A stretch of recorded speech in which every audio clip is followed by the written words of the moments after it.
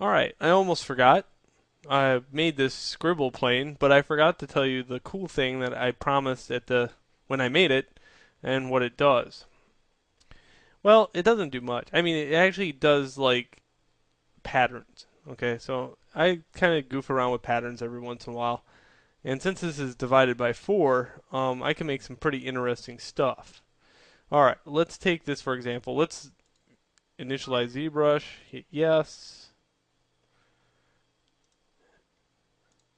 and let's go into macro, scribble plane. Okay, now, this is sort of complex at first, but you'll get the hang of it. It's kind of a nifty workflow. First off, we need to divide this all the way down.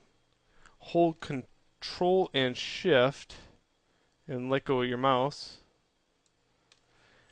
Then, I want to take this and polygroup it using Group Visible. Now, these are two separate groups, meaning I can hold Control and Shift, click on this one, and it hides the other one.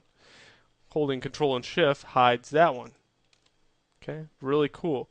Especially when you go way up in levels and you're still able to hide the one side very quickly. Alright, now that it's hid like that, and I can go further if I wanted to, I could actually make this into a 4-quadrant one, but I'll let you just play around with this one at first because it will get kind of complex on you if you don't. Okay, now we got this. What I want to do is first zoom out and then scale in and do some stuff with Projection Master with you. Okay, we haven't been in Projection Master, but you are now, so this is a crash course in Projection Master. Now, let's take off fade, let's go to deformations, take off colors, take off normalize. Okay, that's usually how I always work. Fade used to work a long time ago, but now it sucks. Okay, drop now.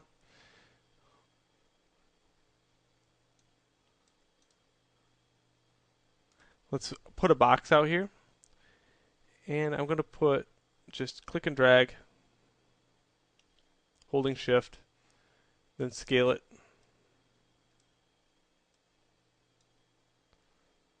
And rotate it.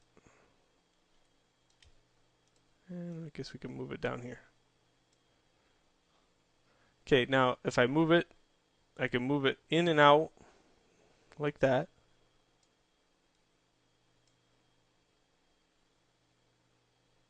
Okay. And let's see what else we got. Let's go back over to the menu. Go like that. Oops, cancel. Unclick edit. Let's go get maybe a 3D ring. Click and drag it out. Edit. Let's go to the initialization properties of it and kind of screw around with it, see what we can make. Let's see. We want it flat.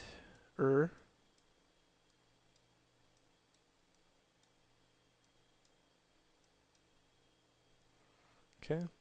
And I'm going to scale it.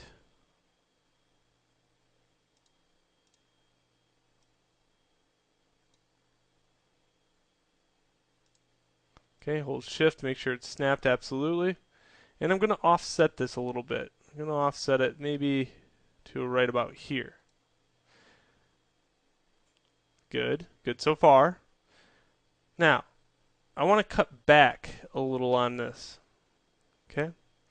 So, what I could do there, if I want to cut that much off of it, I could just take it and hold control and shift and let go of shift. And I want to cut it pretty even. If you mess up, just hit undo. And keep hitting undo until you get it.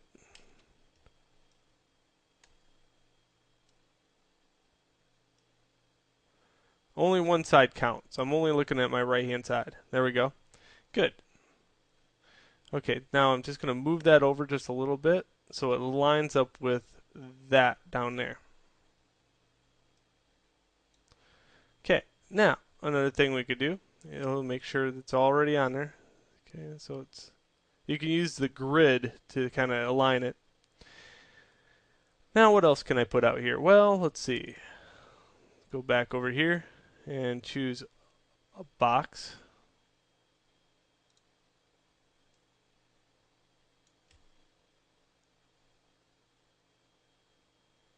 Okay. Move that around.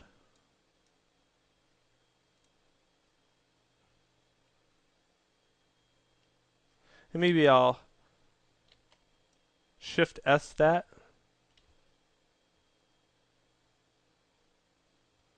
Put another column here.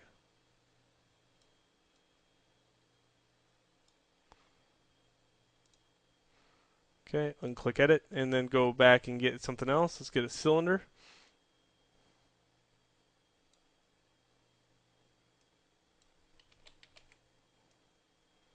I think the hardest part is actually just manipulating these objects in this space. It's really kind of a left brain way of thinking, I think.